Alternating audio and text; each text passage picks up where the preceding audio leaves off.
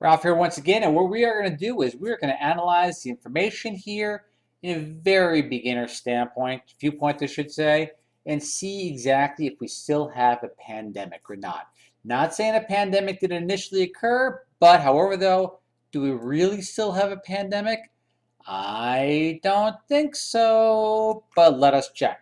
Now, again, I am an amateur when it comes to this. There are a lot better qualified individuals in reference to data science, biostatisticians, and epidemiologists, but this is from a beginner standpoint. But if one of you pros are out there, feel free to chime in anytime.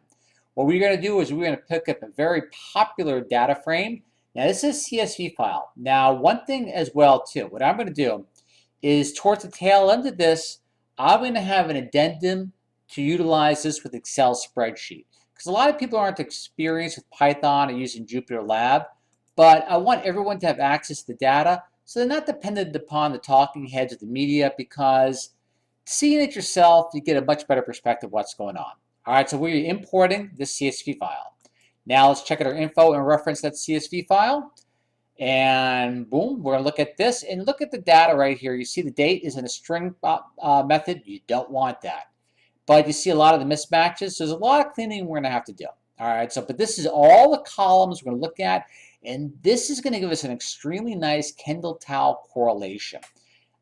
Because what you may think is correlated with basically COVID-19 and basically being ill or fatality rates, you may be quite surprised what the data shows. So let us proceed as follows. All these columns here are mismatches. Let's start beginning the cleanup. First thing we're going to do, we're going to set this columns to maximum columns. What this is going to enable us to do is read all the way across the board without it being condensed. All right, let's look at the tail of data to make sure the max columns work.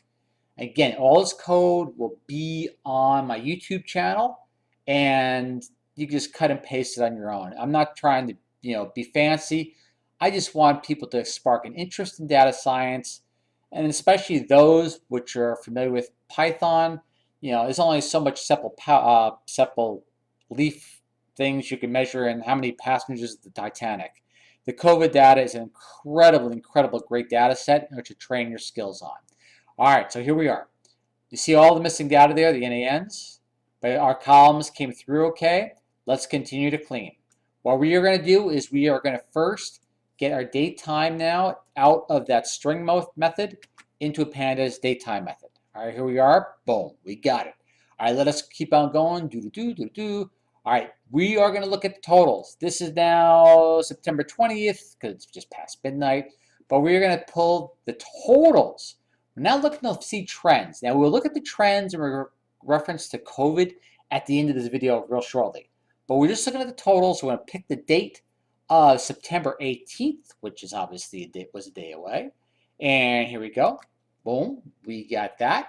We're going to look at Human Development Index of countries, which rate of a 0.8. Only reason being is the infrastructure tends to be better, so we have a little cleaner reporting. All right, so that's important. Now let's check out the head of our data. And here's the head. Boom. All right. Here's our countries. Remember, this is all, you see our dates are okay? September 18th. And this is what it means to maximize the length there. You see all your case. I don't make it go too fast because this computer sucks and it'll just look blurry if I move too fast. So this gives you a better idea of the test per case, positive rate, so on and so forth. Boom, boom, boom. And this is kind of cool because this comes up the exact same way when you import the CSV file into an Excel spreadsheet. And there is our life expectancy and human development index all the way on the end there. All right, so now let's go. Keep on continuing. I would love to see more hand washing facilities and stringency index. Oxford University came up with this recently. It gives you an idea of basically how stringent the lockdown has been and whether it makes a difference or not. But it's only for a few countries showing, and it's not the countries which we really need right now. So let's do that. All right, now what we're going to do too is we're going to come up to this. Let's look at the columns. Let's see what came up. So we dropped those, make sure we're working okay, doing everything okay. And these are the columns we currently have, still too many. All right, I still like the extreme poverty column. I'm going to set those non-information to zeros. I may use that later on, and I don't have to redo it. All right, so here we are. Now we're going to compare two countries. Which two countries think we're going to compare? Sweden and the United States. Now, people always go, oh, they have less people, so on and so forth. But keep in mind, the data I'm looking at is cases per million.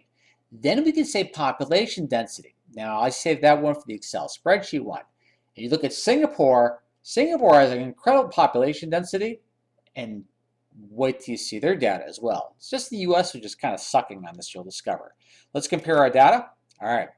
Remember, Sweden is important here because they had no lockdowns. They had some recommendations in reference to pandemic mitigation, but they went against the lockdown hypothesis or mitigation and just said, let people be people. All right, there's the total cases. There's our columns. I was going too fast, sorry. All right, now let's look at the primary columns that people may be interested in. Let's just look at, again, set our index to location and cases per million. Again, all the code will be on the YouTube channel, except for the little angle bracket thing there when we look at the human index, development index, because YouTube doesn't like angle brackets.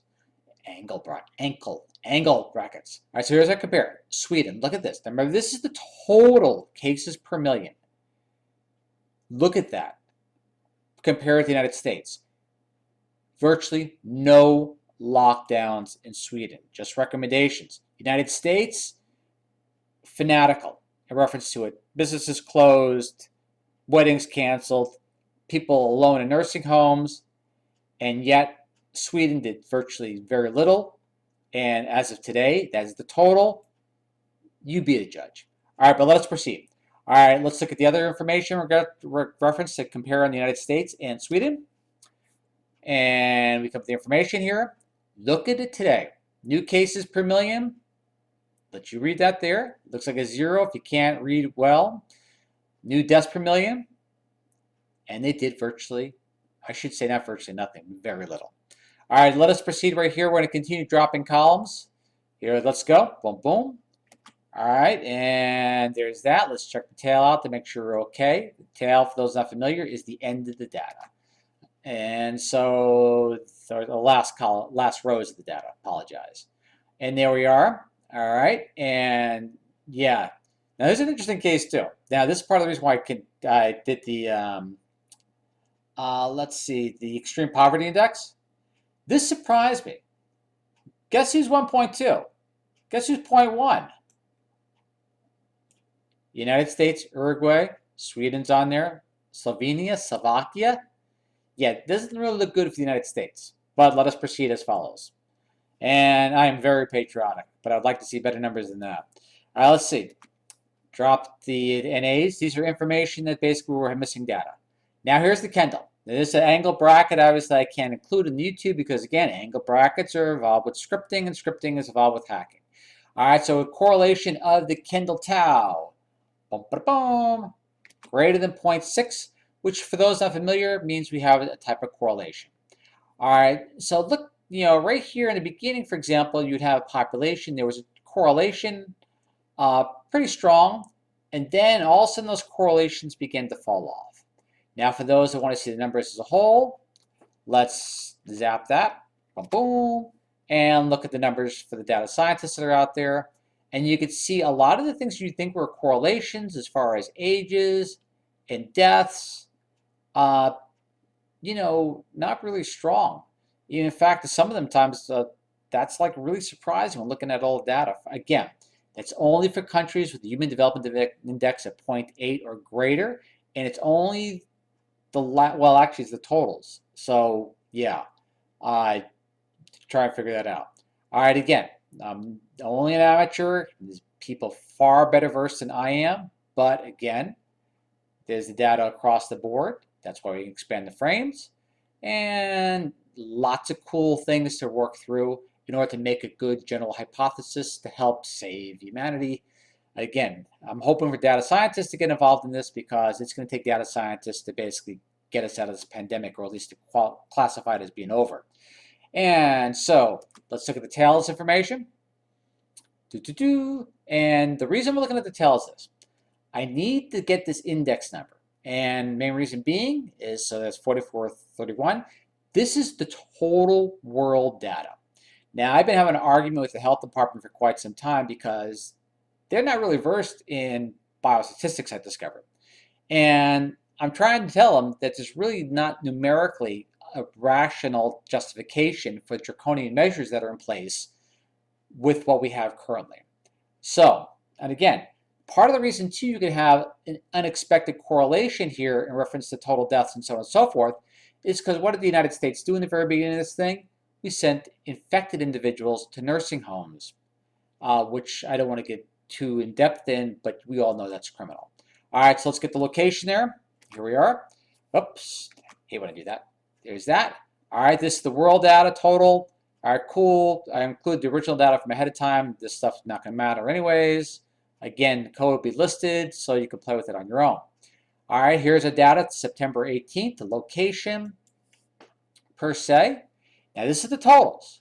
Or no, new cases, sorry. New cases, smooth, and new cases, deaths, as of September 18th, 2020. This is what we have. 37, we'll round up, will be generous. 37 cases per million globally. And as of the 18th of 2020, 0.669 deaths per million globally. It's not that every life is not precious. I don't want to get stuck in the argument going, oh, well, you don't care about COVID, you don't care about people. You have to look at the balance of the whole. You have a lot of COVID lockdowns and pandemic mitigation strategies affecting food programs, access to social services, other medical conditions as far as with pregnancy. You have maternal health, nutrition programs, education, so on and so forth.